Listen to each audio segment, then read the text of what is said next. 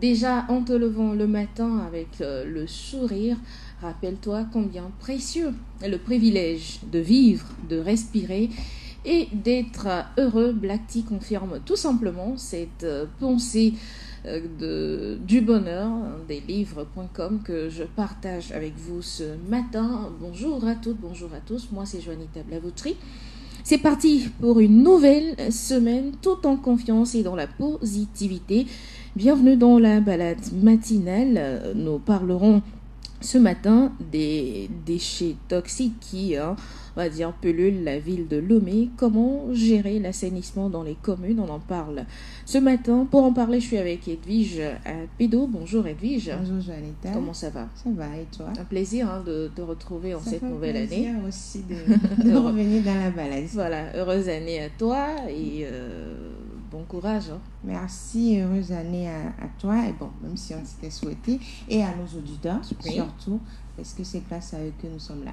Aux baladeurs et baladeuses surtout. Qui parce se baladent tous les matins. Voilà, avec nous, c'est un plaisir de vous savoir très très nombreux à l'écoute. Bientôt, très bientôt, on va vous donner la parole aussi pour avoir vos avis dans cette émission. Alors, on démarre comme toujours avec un bon petit déjeuner.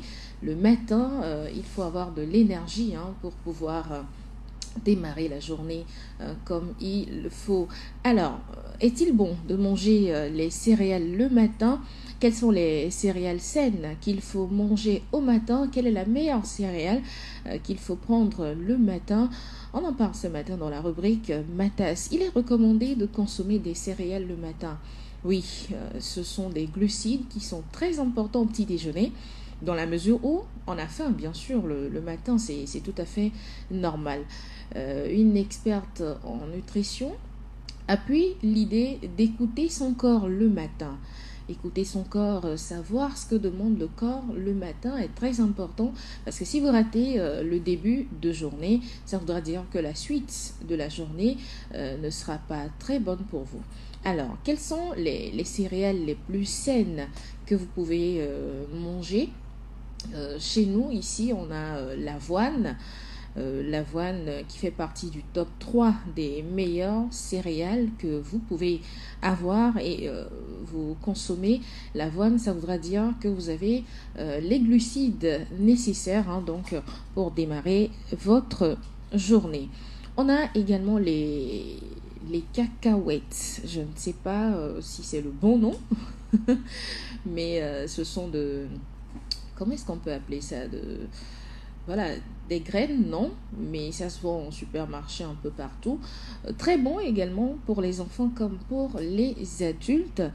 Surtout si vous avez un gros appétit le matin, il est recommandé d'en prendre, de prendre ces céréales-là, pardon. Vous pouvez mettre dans votre bouillie de céréales, de cacahuètes donc, de la noix de cajou ou encore des fruits secs selon la saison, ce que vous trouvez comme fruits. Vous y ajoutez donc à vos céréales et ça fait un bon petit déjeuner. Si vous choisissez les cacahuètes comme je vous propose ce matin, après avoir bouilli votre cacahuètes, vous y ajoutez du lait, des noix de cajou, quelques fruits secs et voilà un bon petit déjeuner équilibré qui vous permettra de passer, ma foi, une très belle journée. Voilà, bon appétit chez vous. Pour ceux qui n'aiment pas le sucre, vous pouvez y ajouter du miel. Pour ceux qui aiment le sucre, tout juste ce qu'il faut pour ne pas mourir. Voilà pour ma tasse ce matin. Nous reviendrons sur d'autres céréales dans la semaine. C'est fini pour aujourd'hui. Une pause, elle est très courte. Et on se retrouve juste derrière. Chroniques, astuces, actualités, débats, buzz pour vous arracher de la tiédeur de votre couette. Les matins sur Radio Jenna, la balade matinale vous offre une bonne dose d'adrénaline et d'émotion. Balade matinale, permettez-vous une petite bouchée d'ondes positive.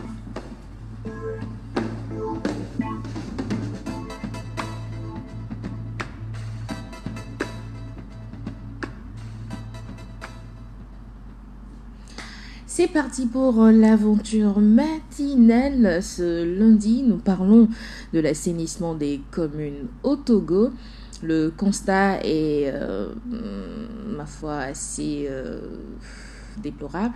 Quand vous voyez un peu ce qui se passe dans les ruelles à Lomé, je ne vais pas dire dans les rues, dans les ruelles, là où on n'a pas l'habitude de fréquenter les ruelles, où on ne va pas d'habitude, ce qui se passe, c'est assez... j'ai pas les mots, en fait. Oui, c'est plus qu'écœurant, en fait. Je me demande si ce sont des êtres humains qui vivent dans ces conditions.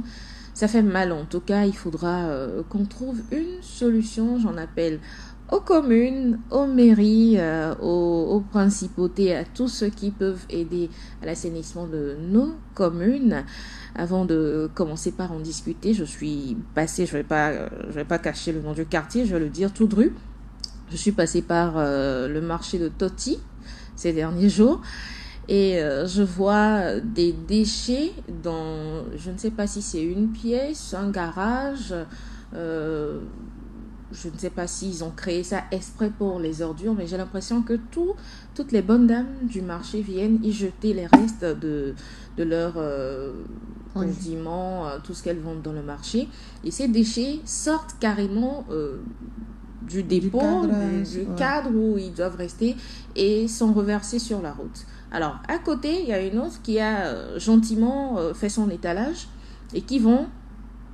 Il y a une autre également de l'autre côté qui vont comme si de rien n'était, alors que ce sont des maladies qui sont attroupées dans ces déchets-là, dans ce dépôt là-bas, et on vit paisiblement là-dedans. Voilà, c'est assez choquant et il faut qu'on en parle, Edwige. On est là ce matin, on va sensibiliser la population en ce qui concerne ces déchets toxiques, n'est-ce pas? Ah oui, mais vous savez, aujourd'hui, quand vous faites un petit tour, c'est juste à Toti, vous êtes égaré, donc... Je parle de ce que j'ai vu récemment, en fait. Parce que quand vous décidez de faire un petit tour dans les communes, vous vous demandez si vraiment... Pourquoi on a perdu les habitudes de propreté? Parce que auparavant, chacun nettoyait sa devanture, son quartier, son coin. Vous vous rendez compte qu'en fait, quand vous sortez le matin dans votre quartier, tout est propre. Parce que tout est propre. Et même parfois, on brûlait les ordures parce qu'on ne voulait pas que cela s'entasse et tout ça, puisqu'il n'y avait pas, à l'époque, le système de bombes. Sauf seuls ceux qui étaient dans des villas et tout ça avaient des contrats avec certaines sociétés qui évacuaient. Mais aujourd'hui, il y a eu un relâchement total du côté... non, je parle d'abord des citoyens, dans le comportement des citoyens, parce que même devant sa propre maison, on n'arrive pas à nettoyer.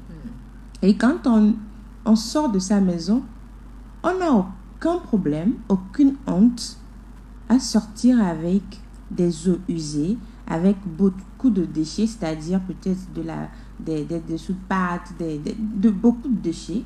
Et qu'on jette ou bien qu'on verse sur la route ou bien dans la ruelle. On n'a pas de... C'est ça, vergogne, quoi. C'est-à-dire, ce n'est plus choquant. Et à ce niveau, on se demande où est-ce on a laissé nos comportements habituels. Parfois, vous voyez une personne sortir avec ses eaux comme ça, vous êtes là peut-être en train de discuter, et la personne jette l'eau dans la ruelle, vous lui dites, oh mais quand même, il fallait enlever les déchets et tout ça. Elle dit, est-ce que c'est à toi la route? Et elle commence pas à t'attaquer. Alors que normalement, on n'a pas besoin de prendre un bâton et d'être derrière nous pour nous dire, ça là, on ne peut pas le faire. Il faut tamiser avant de sortir avec ton eau. Il y a certaines eaux qui puent. Mais vous n'avez pas besoin de sortir ces eaux-là sur des routes où chacun passe en fait. Ça, c'est le premier constat, c'est le comportement du citoyen qui a changé par rapport à certaines habitudes ou par rapport à certains comportements. Maintenant, l'autre côté, c'est certaines communes où je me demande, avec la décentralisation, normalement, ça devait aider. Parce que les communes gèrent leur coin, quoi, en fait. Chaque commune gère et normalement, on devait voir de l'impact. Mais dans certaines communes, ce n'est pas le cas. On se demande si vraiment il y a une commune dans cette localité. Vous voyez, comme vous l'avez dit, par exemple, dans un marché, le coin dédiés aux déchets, on ne vient pas pour les ramasser, pour amener dans les dépotoirs publics, pour la gestion et tout ça. Non, ça reste là, c'est entassé, ça déborde, alors qu'on parle de marché. Vous avez parlé de marché. Au marché, ce sont des légumes, ce sont des tomates, c'est tout ce qu'on met dans le ventre. Et après, on se crée des maladies. Et après, ce sont des maladies comme c'est-à-dire la diarrhée, tout ce qu'il y a, parce qu'il y a les mouches qui s'y déposent et tout ça. Mais non, au-delà de ça, il y a les caniveaux aussi. Vous passez dans un quartier, vous ne pouvez pas respirer. Vous ne pouvez pas respirer parce que les caniveaux puent, on n'évacue même pas. Et vous vous posez la question, mais est-ce que les communes sont là que pour récolter les impôts ou bien les taxes au niveau de ceux qui ont des boutiques ou des, comment on dit, qui sont au marché? La dernière fois, puisqu'on avait ce sujet, j'ai fait au niveau de la plage. J'ai fait un tour au niveau de la plage. Quand vous prenez de notre plage Koujou-Yakopé, là, le Palais, jusqu'à, comment on dit, la Pirogue, pour ceux qui connaissent très bien Lomé. Je ne vais pas donner les noms des sociétés pour la publicité. C'est sale. Rien que la plage. C'est sale. Là, à ce niveau, c'est la commune Golfe 4, je crois. Mais c'est très sale.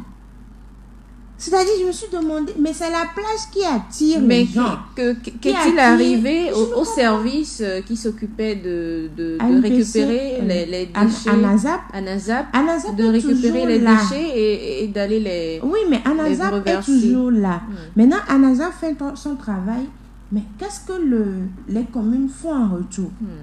Mais c'est très sale quand vous allez là-bas. C'est-à-dire, je me dis, normalement, c'est notre lieu de tourisme d'abord, quand on parle de la capitale.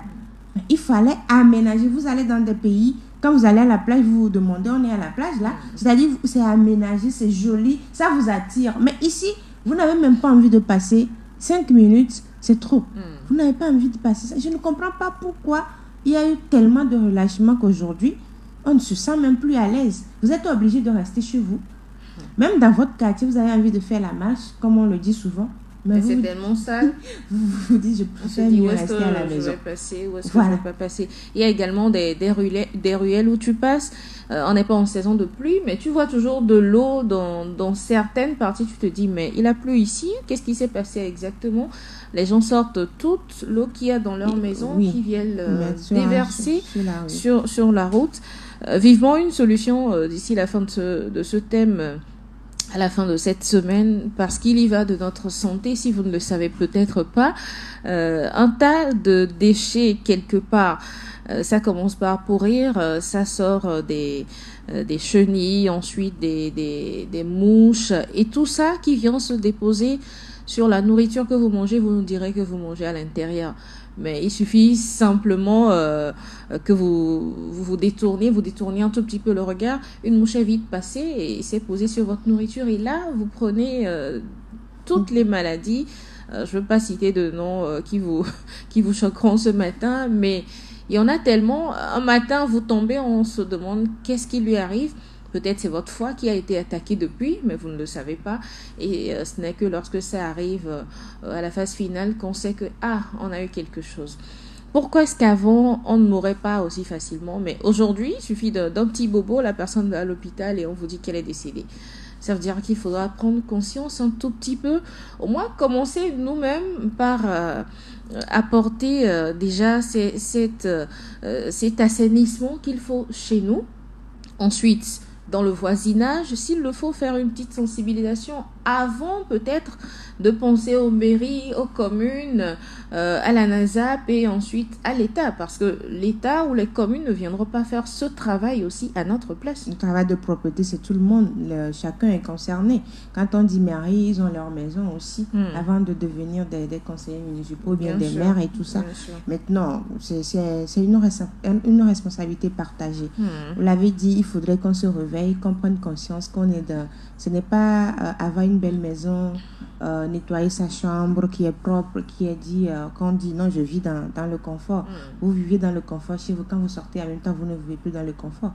On va se demander, mais il y a cette belle maison, mais regardez juste en face, l'eau qui coule, les gens qui font des raccordements, qui, au lieu de faire appel à des spécialistes lors de leur construction pour l'évacuation des eaux usées, les urines, les déchets et tout ça, ils ne le font pas. Donc, le quand il y a surtout les quartiers où les caniveaux passent devant la maison, on fait des raccordements, le tuyau est dans le caniveau et après tout ce qu'il y a comme déchets de la maison, ça passe par là.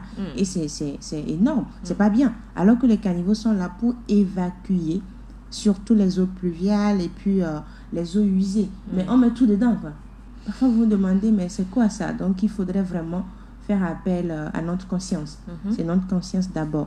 Aujourd'hui, il y a aussi de ces sociétés qui s'occupent en privé, hein, c'est pas des trucs officiels, qui s'occupent d'aller récupérer les déchets chez les gens à la maison. Mais je pense que la fin ou comment est-ce que je pourrais la destination finale, finale de ces déchets récupérés chez les gens à la maison n'est pas bonne. Oui, il y a aussi ce problème, mais je pense que c'est un problème qui est en passe d'être résolu par les communes, parce qu'aujourd'hui, pour être une agence qui récupère les déchets, il faut avoir un partenariat avec la commune. Par exemple, moi, l'agence qui vient prendre les ordures dans mon coin là-bas, c'est une agence qui est autorisée par la commune. Donc, ce qui veut dire que la destination finale, c'est, comment dire, on parle des décharges publiques en fait. Maintenant, bon, ça c'est à ce niveau. Maintenant, pour les autres, il faut faire très attention. Je pense que le meilleur geste, quand vous voulez avoir les services de ces genres de personnes qui vont venir récupérer vos déchets par semaine, une fois dans la semaine ou 2 fois dans la semaine, il faut aller vers la commune de votre le quartier. C'est-à-dire aller vers la commune, demander est-ce qu'il y a une agence qui gère les déchets, parce que souvent c'est 1000 francs, 1500, 2000 par mois. Donc vous demandez les prix et puis ce qui vous arrange, vous enregistrez et puis on vient le faire pour vous. Pour éviter que certaines personnes arrivent, ils prennent et puis finalement, quand elles prennent les déchets, comme vous le dites, finalement, vous vous dites, bon, c'est où ça va? Et après, vous vous rendez compte qu'on crée encore des décharges, comme on dit, anarchiquement, dans des coins et tout ça, qui crée d'autres problèmes. J'ai vu à Niha une décharge où on recyclait les déchets. Les bouteilles étaient à part, les sachets à part. On en a plusieurs comme ça dans la ville? Ah oui, mais ce n'est pas plus, il n'y en a pas assez. Maintenant, c'est un travail qui est en train de se faire. Il y a d'autres qui sont dans la transformation parce qu'il y a certains produits qui doivent être réutilisés. On est dans la transformation. Parfois, même les sachets Piawata et tout sont transformés en sacs et tout ça. Donc, dans le recyclage, je pense qu'on doit mettre encore ça. C'est le gouvernement qui doit avoir cette politique-là, de mettre en place un système de recyclage. Surtout pour les objets plastiques et tout, parce que ces objets ne sont pas dégradables. Ce qui fait que souvent même on a des problèmes dans certains quartiers. Quand il y a trop de sachets, les sachets occupent tellement le sol tellement que quand il pleut maintenant, l'eau ne circule plus et ça devient un quartier inondable, alors que le quartier n'était pas un coin inondable, juste parce que les déchets ne sont pas dégradables et tout ce qu'on a eu à faire dans le quartier. Et puis il y a d'autres qui doivent arrêter aussi avant la saison pluvieuse. C'est quand vous vous rendez compte que peut-être devant votre devanture, quand il pleut, l'eau stagne. Les gens vont chercher du sable en sac, des concassés, c'est-à-dire que pour mettre devant leur habitation et pour protéger leur devanture. Maintenant, ce qui se passe, c'est que quand vous mettez en hauteur ces protections-là, vous créez un trou en fait devant. Ce qui fait que vous créez des problèmes pour le passage des eaux. Et ça devient un autre problème après. Donc je pense que quand il y a un problème d'inondation dans votre coin, il revient, parce qu'il y a les communes aujourd'hui, à nous d'interpeller les communes comme quoi il y a trop de trucs d'inondation et il faut trouver la solution. Aujourd'hui, il y a la question des retentions d'eau qui sont un peu construites un peu partout, ou bien les caniveaux, parce que c'est les caniveaux qui donnent la solution à ces genres de problèmes. Donc, je pense que c'est un problème général par rapport à l'assainissement. Il faut vraiment un travail du premier citoyen jusqu'au dernier. Bien sûr. Donc, le premier citoyen, c'est nous-mêmes. Le deuxième citoyen, c'est nos conseillers municipaux, nos maires et tout ça. L'autre citoyen, c'est le gouvernement qui doit mettre en place une politique d'assainissement. Oui, il y a ces journées propres là, mais où ça ne concerne personne. Depuis un moment, on n'a plus de journées propres. Certaines personnes le font toujours lors de la période, mais d'autres ne sont même pas concernés. Donc moi je pense qu'au niveau de chaque commune, comme c'est la décentralisation, on peut mettre en place une politique de sensibilisation. C'est-à-dire amener... Ce que les gens oublient, c'est qu'il y a des tests qui sanctionnent. C'est ce qu'on oublie en fait. Et comme on ne met pas en application ces tests-là, mais ça fait que chacun fait ce qu'il veut. Vous sortez les eaux, quand vous sortez des eaux usées qui sont vraiment nuisibles et que vous les jetez sur une voie publique, c'est que vous êtes sanctionné, vous êtes amendé, mais les gens ne savent pas. Quand vous faites un raccordement sur une construction publique, c'est-à-dire que vous construisez et vous sortez vos tuyaux dans les caniveaux sans autorisation, c'est que vous êtes sanctionné. Il y a des sanctions qui vous frappent. Donc vous voyez, donc il faudrait connaître tout ça et dire aux citoyens que c'est pour notre propre bien, notre propre santé qu'on demande que tout soit assaini. Il faut bien respirer pour vivre. Ce n'est pas seulement bien manger et qui est bien vivre en fait. Si vous mangez correctement et que vous sortez, vous ne parvenez pas à respirer, c'est que vous n'allez pas bien vivre. Il y a des quartiers dans cette belle ville de Lomé, vous passez, vous devez retenir votre respiration jusqu'à terminer le circuit dans ce quartier-là. Sur le pavé de Toti, voilà. À un niveau donné des carnivores. Voilà. Quand j'arrive là-bas, je retiens ma respiration. Voilà, c'est quand vous finissez que vous pouvez vous permettre encore de respirer un tout petit peu. Moi, j'interpelle ce matin la commune du Golfe 5. C'est oui, c'est le marché de Toti. Ah, c'est ça la commune du Golfe 5. Ah, ça c'est la commune de Aboka. Oui. Donc, je les interpelle vivement ce matin à s'occuper de cette décharge. Celle-là, particulièrement à côté de l'église catholique Saint-Esprit de Toti, je vais être précise. Je souhaite vivement qu'une solution soit trouvée parce que c'est pas bien. Ces bonnes femmes viennent également avec leurs enfants. Ces enfants peuvent se promener également, aller ramasser des choses sur cette décharge-là. En tout cas, bon, nous on va faire notre travail. Vivement que l'autorité se saisisse du reste pour qu'il y ait un début de solution. Moi j'interpelle les communes qui gèrent les plages de Lomé. Commune Golfe 4, c'est pour Jean-Pierre Fabre. Commune Golfe 1, la commune de Gomado. C'est Golfe de, je ne sais plus, mais c'est la commune du maire Gomado. Mais lui, il essaie de faire des efforts à son niveau, mais il faudrait qu'on ait beaucoup plus de propreté, une proposition pour, comment on dit, c'est-à-dire pour nous attirer vers la plage. Les communes qui gèrent la plage. La question le district autonome du Grand Lomé. La question que je me pose, est-ce qu'individuellement les gens peuvent poser des actions pour rendre ces lieux sains ou ils ont besoin d'autorisation? Ils ont besoin d'autorisation. C'est-à-dire qu'aujourd'hui, il y a des débits de boissons, des restaurants qui sont sur la plage, carrière sur la plage, au niveau de la plage. Ils ont des autorisations. Vous ne pouvez pas vous lever et aller construire un restaurant ou bien un bar à ce niveau, mais vous avez des autorisations. Je pense que au-delà des bars, c'est un aide de trop, même certaines personnes. Moi, je me dis, la place, c'est pas seulement les bars, quoi. On ne vient pas pour créer boire, un quoi. parc, un mini-parc, les parcs les et enfants. tout ça. Donc, je pense qu'il faut mettre en place des systèmes qui attirent. Il faut attirer les gens vers la plage. Souvent, vous voyez les cocotiers, vous avez envie d'aller rester là-bas, mais vous ne pouvez pas parce que vous regardez sous le cocotier, même là, tout ça là.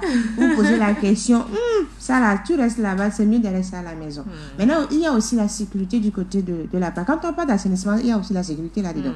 Vous allez à la plage, vous n'avez pas envie de rester là-bas toute seule ou longtemps. Parce qu'il y a un petit qui peut passer par là. Et vous piquer les choses. Ou même vous blesser. Donc, ils ont je ne sais pas si c'est un système de sécurité. Oui, il y a la sécurité qui passe par là, mais il faut créer des activités qui font que tout est éclairé, tout est bon. Ce qui fait qu'il n'y a pas d'obscurité, il n'y a pas de lieu où quelqu'un peut se cacher. Vous braquer on voit tout, quoi. Oui. On voit tout. Donc, il faut amener de l'attraction autour de la plage. Mais au début de c'est un mandat pour les maires.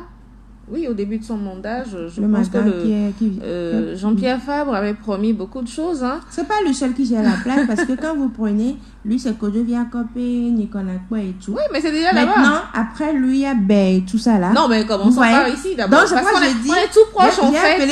C'est pourquoi j'ai appelé deux noms. On est proche du Ghana. Donc, t'imagines un peu notre plage du niveau de Koyakope et Nicolas, très jolie. Le tourisme sera... de là jusqu'à la fin. Voilà. Donc, il faudrait que les communes concernés se réveillent. Parce que on ne va pas seulement laisser les gens créer des bars et aller prendre les taxes et tout ça. Et puis les bars, c'est à quelle fin? C'est pour qu'on ait plus de soulards, c'est pour qu'on ait plus de buveurs. Parce que quand vous allez à la plage, c'est seulement ça. Restaurant, bar, c'est lors des vacances que les sociétés créent des événements, concerts et tout ça. Ça ne doit pas être cela. Aujourd'hui, c'est possible d'en avoir sur toute l'année. On peut avoir des parcours sportifs au niveau de la plage, parce qu'aujourd'hui, on parle des sports de plage, c'est-à-dire le beach volley, le beach hand, même le beach soccer, le foot dans la plage, dans le sable. Maintenant, au-delà des parcours sportifs créés, c'est-à-dire au-delà de ces disciplines-là, créer des parcours sportifs qui attirent les gens le matin pour les sports du matin et les sports du soir. Quand j'ai parlé de l'éclairage, par exemple, si tout est éclairé, tout est clean, le système de sécurité dont vous parlez est là et tout. Il est payé? Par exemple, je suis fonctionnaire, je suis dans un département, bien dans une direction vers la plage, je prends mes tenues de sport. Quand je finis le soir, peut-être à 18h, je me change et puis je fais un tour sur le parcours sportif et puis je rentre. Ça aussi, c'est pour la bonne santé de l'être. La dernière fois, on a des idées, mais il faudrait vraiment mettre en place des projets pour cela. J'ai vu l'ancien Premier ministre, son nom m'échappe, qui habitait à Védji, faire du sport à la plage. Oui. Ah, voilà. Oui, voilà. Donc, il était en tenue de sport, il marchait, il a parce couru que un marcher moment. aussi dans la sable, c'est... Dans le sable, dans le sable, vous donne d'autres avantages. Vous allez voir que certains sportifs, certains athlètes, pour les conditions physiques, font un travail à la plage avec des entraîneurs. On fait un travail à la plage pour... pouvoir retrouver ses conditions physiques et tout. Donc, je pense qu'à un moment donné, il faut créer des choses à la plage pour amener les gens à aller vers là. Parce qu'aujourd'hui, ça n'attire pas du tout. C'est quand vous avez... il y a des fêtes que vous vous dites, bon, on va faire un tour à la plage, juste pour que les enfants mettent les pieds dans l'eau et puis après, vous partez. Parce qu'il n'y a pas il n'y a pas de parc, il n'y a pas de parcours sportif, il n'y a rien qui vous attire. Donc, moi, j'interpelle toutes les communes concernées par la gestion de la plage de Lomé. Et jusqu'à maintenant, on va aller dans les lacs aussi, parce qu'il n'y a pas que les communes de Lomé. On a commencé avec Lomé. Il y a petit à petit, on ira vers Avepozo. Mais c'est plus joli du côté parce qu'à ce niveau, c'est plus joli maintenant, jusqu'à Néron et tout ça. Donc, il faut trouver vraiment des choses qui attirent les gens et pour amener à plus de découvertes et tout. Maintenant, après ça, on a parlé d'assainissement dans nos quartiers aussi, que nos communes se réveillent. C'est-à-dire, on doit sentir en fait les communes. On doit sentir qu'on est dans un système de décentralisation. Crier, on veut décentraliser. Les gens, quand les élections avaient commencé, ou bien ont été annoncées, les gens sont venus faire campagne quand je deviens maire. Maintenant, on veut sentir que vous êtes maire et conseillers municipaux. On veut vraiment le sentir dans les quartiers. Non, mais ce matin, ça tire à balles réelles. Non, c'est vrai. Que vous le vouliez ou non, tout le monde va recevoir son coup. Mais l'essentiel, en fait, c'est qu'à la fin, on ait un résultat, qu'on revienne à Lomé la Belle que Daouda a chanté. Et après, on va aller à l'intérieur du pays, quoi. Non, mais l'intérieur, ma foi, est bien plus sain, Oui, parce que les gens... ils ont conservé les vieilles habitudes. Les vieilles habitudes sont là, même s'il y a des choses à améliorer. Mais quand même, les vieilles habitudes, on se réveille le matin, on nettoie sa devanture. Et quand, par exemple, tu ne le fais pas, on te demande ta devanture est très sale. C'est-à-dire qu'on a conservé certaines habitudes à l'intérieur du pays. Maintenant, à l'intérieur, le problème, c'est souvent les inondations où... Je pense qu'il y a des systèmes de construction, bien un processus de construction des caniveaux où il faut accélérer cela et accentuer ces caniveaux-là dans certaines localités de l'intérieur du pays. Maintenant, il faudrait commencer par avoir Lomé la Belle avant d'aller vers les autres. Il y a Kara aussi qui devient comme Lomé actuellement. Ah oui? Ah ouais, il y a Kara aussi. Il y a certains coins de Kara aussi qui deviennent comme Lomé. Donc, Donc, il faudrait vraiment aussi que les communes de Kara aussi se réveillent, en fait. En fait, nous évoluons au lieu d'avoir de belles mentalités. On a des mentalités archaïques, malgré tout ce que nous copions de l'Occident. Et pourtant, chez les Occidentaux que nous copions, c'est clean, hein.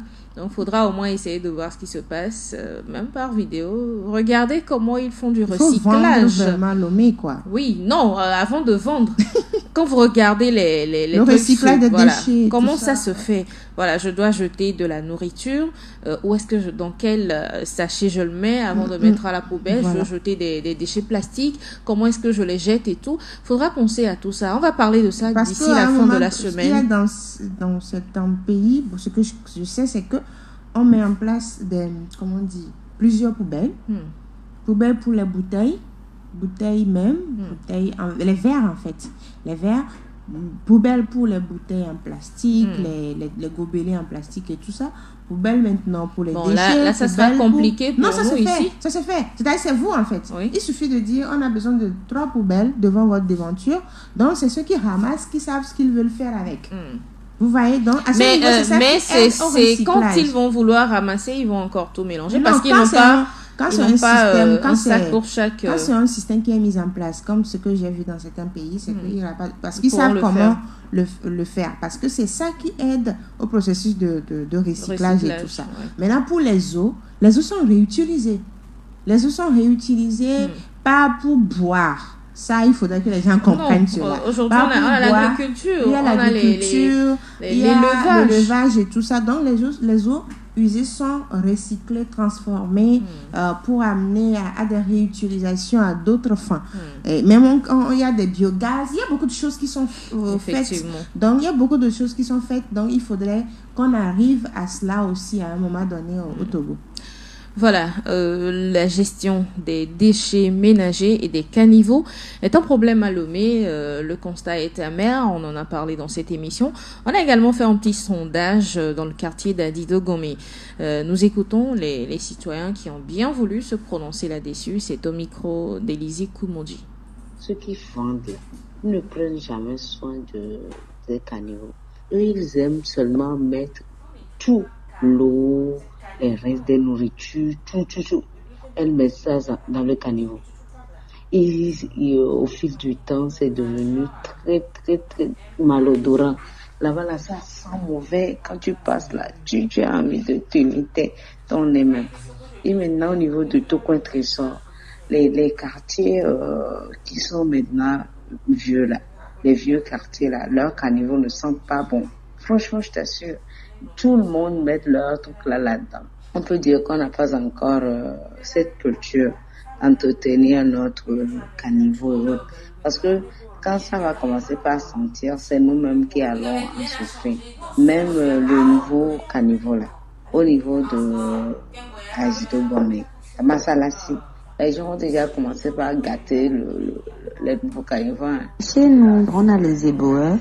Donc, disons qu'on avait un abonnement. Ils sont beaucoup plus liés à la mairie. Donc, on paye l'abonnement mensuel et les éboueurs passent 2 fois par semaine. Au moins une fois quand même pour venir prendre les ordures que nous laissons dans les paniers à la devanture. Il y a toujours dans certains coins de la ville où on voit les gens jeter les ordures, les eaux usées de la maison dans les carnivores. Ou alors, c'est-à-dire, puisqu'il n'y a pas vraiment des coins où il y a des poubelles dans la ville, certaines personnes peuvent par exemple boire de l'eau, du pure-water, au lieu peut-être de mettre le sachet dans son sac. S'il y a un carnivore à côté, il lance ça dedans, quoi. Surtout dans certaines zones plus que d'autres. Dans certaines parties de la ville, on ne voit pas trop, mais dans certaines zones-là, on le subit. Du coup, il y a des carnivores qui sont des odeurs assez nauséabondes, alors que peut-être il y a des habitations à côté, etc. Moi, personnellement, j'ai un bafana que je jette des ordures dedans. Et chaque fin de semaine, un camion passe chercher. Et c'est comme ça. Bon, ces derniers temps, le camion ne passe plus. Donc, on a un dépotoir proprement au quartier. Donc, c'est là-bas nous jetons. Bon, nous savons que c'est pas tellement normal, mais on peut pas garder les ordures, vivre avec les ordures. Et parlons des carnivores. Des carnivores, c'est là où nous jetons les eaux sales, les réserves de nourriture gâtées. Dans notre maison, il y a un panier dans lequel on dépose les ordures de la maison. Donc, à chaque 2 semaines, il y a un véhicule qui passe pour le recyclage. Mais certes, il y a aussi un dépotoir dans le quartier. Je dirais même quand vous allez dans les différents coins, il y a des petits dépotoirs dans lesquels les gens ont toujours l'habitude de déposer des ordures là-dedans, mais qui est interdit par la mairie. On constate aussi que ça persiste toujours, ces histoires-là de jeter les ordures dans les coins et autres. Bon, certes, la mairie est en train de prendre des dispositions pour essayer d'éradiquer ça rapidement. Mais l'état des caniveaux actuel, je vous assure, c'est dérisoire.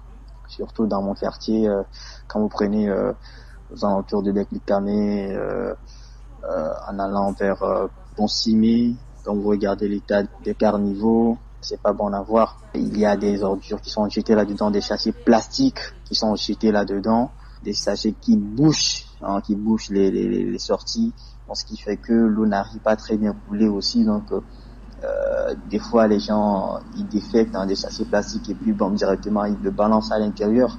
Même les caniveaux ne sont pas en bon état. Quand vous voyez ça, c'est verdâtre. Quand vous regardez les couleurs vertes, c'est clivant sans dire que on ne fait pas l'entretien là-dedans. On sait pas d'entretien. Je pense que les témoignages sont assez poignants, hein. Ils ont dit l'essentiel. Mais la jeune dame qui a parlé de son quartier, qui est... ils ont créé leur propre dépotoir. Je pense qu'on doit un peu plus creuser ça pour voir. Non, il faut que la commune se réveille. Voilà. Oui. Golf 7. Il faut que la commune Golf 7 se réveille parce que peut-être, comme elle le dit, il y avait un camion qui venait ramasser les ordures. Donc, où elle payait à la fin. Mais non, finalement, comme le camion ne vient plus, donc eux-mêmes, ils ont créé leur dépotoir de charge. Donc, ça veut dire qu'il faudrait vraiment que la commune... C'est la même chose aussi dans la commune du Golfe 5 dont je parle. Oui. Peut-être qu'ils n'ont personne. Ils n'ont plus, peut-être qu'ils ne viennent plus. Donc, ce qui fait que les bonnes dames elles-mêmes ont créé leur Voilà, on ne peut pas arrêter de... Non, mais dans les marchés, il y a des lieux où on jette et on vient ramasser. Oui, s'il n'y a personne qui vient ramasser. Voilà, donc ça déborde.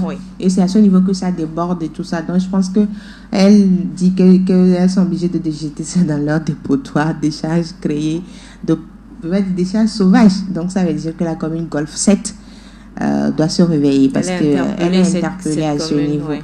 Maintenant, il y a aussi une dame qui est revenue sur les poubelles publiques. Je pense que c'est vraiment important.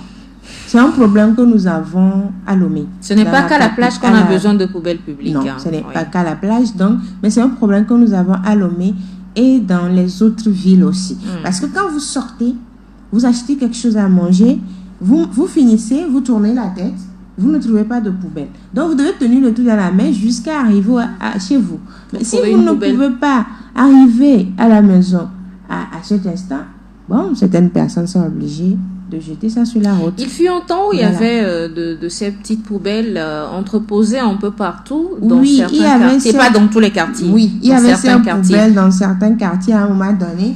Les citoyens, dans notre comportement bizarre, prenaient les ordures de la maison avec leurs poubelles pour venir renverser j'ai vu ça aussi. Public. Oui. Mais je pense que c'est une sensibilisation. Il faut ramener ces poubelles sur les voies publiques, surtout sur les voies publiques. On doit trouver des poubelles un peu partout sur les voies. On ne doit pas aller jusqu'à une longue distance avant de trouver une poubelle quelque part. On doit ramener ce système dans chaque commune de Lomé et maintenant aller vers les autres pays et les autres villes aussi. Donc les autres communes aussi doivent se réveiller à ce niveau. Et maintenant, après cela, sensibiliser les citoyens comme on avait commencé, comme quoi les poubelles publiques ne sont pas destinées aux déchets de la maison. Parce que souvent, qu'est-ce qu'il y a? Les maisons qui sont juste au bord de la route, ça n'existe plus chez les agences ou bien les institutions de ramassage d'ordures. Donc, il y a déjà des poubelles à la maison. Donc, tu as compris, non? Les poubelles publiques, elles sont le matin, on met dedans. Après, vous vous rendez compte, ça déborde. Mais qu'est-ce qu'il y a dedans jusqu'à ça déborde? C'est parce qu'on n'est pas conscient. Donc, c'est par étapes. Revenir avec ces poubelles publiques-là sur les routes, sur les voies, et puis après, si on constate que les citoyens reprennent avec ce comportement, sensibiliser. Il faut croire que la population togolaise est très dure d'oreille aussi. Hein. Je ne sais pas pourquoi le civisme, là, à un moment donné, on a relâché. Ils ne sont pas faciles à convaincre par rapport à cela. Bon, on fera le nécessaire à notre niveau en tout cas. J'espère que ce travail de relais sera fait dans les différentes communes. On va en rester là pour aujourd'hui. Vivement des principautés ou des élus. Les élus locaux. Communaux, les élus locaux, au courant de la bientôt, semaine. Il y aura des gouverneurs. Donc, voilà. Avec les pour nous régionales. édifier sur ce qui se fait. Nous, on a fait la dénonciation. Voilà. Maintenant, qu'est-ce qui se fait, qu'est-ce qui ne se fait pas, on va corriger dans la semaine. On en reste là pour aujourd'hui. On va prendre quelques petits conseils en ce qui concerne maintenir sa forme ou perdre un tout petit peu de poids. Oui, vous savez, on consomme beaucoup de glucides, beaucoup de sucre. Et ce qu'il y a, c'est qu'aujourd'hui, les gens, on le dit souvent, mais on dit non, ça ne tue pas, il faut mourir de quelque chose. Mais s'il vous plaît, il y a beaucoup de cas d'AVC, de maladies cardiovasculaires, d'hypertension, de diabète et de cancer. Parce qu'on prend trop de glucides et de sucre. Donc, il faudrait réduire cela. Maintenant, si vous êtes dans ce système-là où vous vous rendez compte que vous avez pris du poids et tout, et que vous voulez essayer de perdre le poids, c'est quelque chose que je conseille. C'est un docteur qui a eu à donner ce conseil-là que je me suis dit, c'est vraiment important, c'est à partager avec les auditeurs. Sur 6 mois, vous faites ceci. Chaque matin, vous prenez un verre d'eau tiède avec du citron. Chaque matin au réveil, à jeun. Maintenant, il y a certaines personnes qui ne tolèrent pas trop le citron, donc vous pouvez mettre le clou de girofle. C'est-à-dire prendre de l'eau tiède avec les clous de girofle pour ces personnes qui ne tolèrent pas trop le citron. Mais pour celles qui tolèrent le citron, chaque matin, sur 6 mois, à jeun, quand vous vous réveillez, eau tiède plus citron. Et vous prenez sans sucre, sans miel. Ça marche. Sans miel. Donc, c'est l'un ou l'autre. Ça marche énormément. L'autre chose, c'est de réduire les glucides par jour. Pas de sucre, pas de soda, c'est-à-dire les boissons gazeuses, les pompons, les tout. Il y a mon fils qui m'a demandé la dernière fois, maman, pourquoi ils mettent du gaz dans la boisson? Ils ne peuvent pas laisser la boisson sans gaz. Il a raison. Les boissons gazeuses, pas de malbouffe. Pas de malbouffe également. Mais non. Troisième chose, faire le jeûne intermittent. On dit le jeûne intermittent aide beaucoup. Et ce que moi je conseille, si vous êtes en surpoids, c'est de faire le jeûne de 18-16 chaque jour. Et revenir sur 18-16 là, c'est quoi? Maintenant, il faut une alimentation riche en protéines et en bonne graisse, c'est-à-dire le poisson, les avocats, prendre des légumes et des fruits, et puis boire 2,5 litres d'eau par jour. Et puis, minimum de sommeil, 6 heures. Parce que si on ne dort pas aussi, on prend du poids. Plus 2 pour nous. Ouais. Bon, c'est-à-dire minimum. J'ai dit minimum 6 heures de temps. Je dis minimum 8 pour nous. Voilà. Et puis, faites une séance de relaxation et de méditation. Ça vous ressource un peu. Donc, c'est important. Maintenant, j'ai dit de faire un jeûne de 18-6. Le jeûne intermittent. Sur la période de 6 mois. Ça veut dire, vous mangez dans l'espace de 6 heures. Et vous faites un jeûne de 18 heures par jour. Comment ça s'explique? Le premier repas peut être à midi et le dernier repas à 18 heures. C'est la période de 6 heures, ça. C'est-à-dire le matin, comme vous prenez l'eau tiède avec le citron ou l'eau tiède avec les clous de girofle, avant d'aller au boulot, vous ne mangez pas. Du matin, vous prenez votre eau tiède et c'est parti pour midi. Maintenant, à un moment, vous pouvez prendre de l'eau simple, pas de l'eau fraîche. Vous pouvez prendre de l'eau fraîche et de l'eau simple, l'eau plate, quoi. Et quand vous allez au boulot et que vous sentez qu'il y a des creux, vous pouvez aussi prendre du thé sans sucre ni miel. Le thé simple. Le café, moi, je ne conseille pas trop, surtout pour le cœur. Donc, le thé. Maintenant, vous mangez le premier repas, c'est à midi. Et le dernier repas doit être à 18 heures. Et donc, de 18h à midi de l'autre jour, c'est votre jeûne. Vous ne mangez rien. Vous ne mangez rien. Vous ne prenez que votre eau tiède citron le matin, ou eau tiède clou de girofle, ou même l'eau chaude simplement. Pour ces personnes qui ne veulent rien mettre dedans. Donc, ou du thé simple. Voilà. Et donc, de 18h à l'autre 12h, c'est votre jeûne. Et vous recommencez le même processus. Maintenant, il y a le 16-14 aussi pour certaines personnes. Donc, ça veut dire que le jeûne intermittent, c'est que votre premier repas doit être à... Moi, souvent, je fais... Mon premier repas, c'est à 13h. Maintenant, à 13h, à 19h, c'est le dernier repas. Je ne mange plus. Maintenant, c'est parti pour l'autre 13h. Vous voyez, c'est parti pour vous. Maintenant, si vous voulez, vous pouvez faire aussi 12h comme premier repas, midi, pour certaines personnes qui sortent à midi, midi comme premier repas, dernier repas, 18h. D'accord. Vous voyez, c'est en fait... Ça doit toujours tourner autour des heures, en fait. Des heures. Donc, il faut se donner voilà. une rigueur alimentaire, en fait. Et pour ces personnes qui n'arrivent pas, qui ne rentrent pas vite, et que peut-être vous mangez votre dernier repas à 20h. Non, c'est pas bon de manger au-delà de 20h. Ça, il faut l'éviter. Ah, mais... Quand vous rentrez... Quand vous quittez le boulot à 21h, par exemple. Quand vous rentrez après 20h, prenez vous ne mangez plus. Peut-être du thé ou du jus de fruits, pressez vous-même, ou bien des fruits. Parce que ne mangez plus. C'est ce qu'on doit éviter, en fait. Donc, si vous mangez votre dernier repas, c'est à 20h, c'est parti pour 14h pour manger. D'accord. Vous voyez, c'est parti pour 14h pour manger votre premier repas de la journée. Donc, mais ça doit s'arrêter à 20h, s'il vous plaît. C'est bon pour votre santé. Essayez sur 6 mois et appelez Juanita après dans la balade matinale. Voilà, le numéro est ouvert. 90 13 89 94. Merci pour ces conseils, Edwige. Merci beaucoup. Nous sommes ainsi arrivés à la fin de cette émission. Premier numéro de la balade matinale.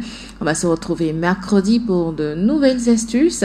Pour continuer également le thème sur l'assainissement dans les communes du Togo. Vous avez des propositions à faire, le numéro de la radio est là. Vous pouvez envoyer plein de messages. Mercredi, on se fera le plaisir de partager vos messages.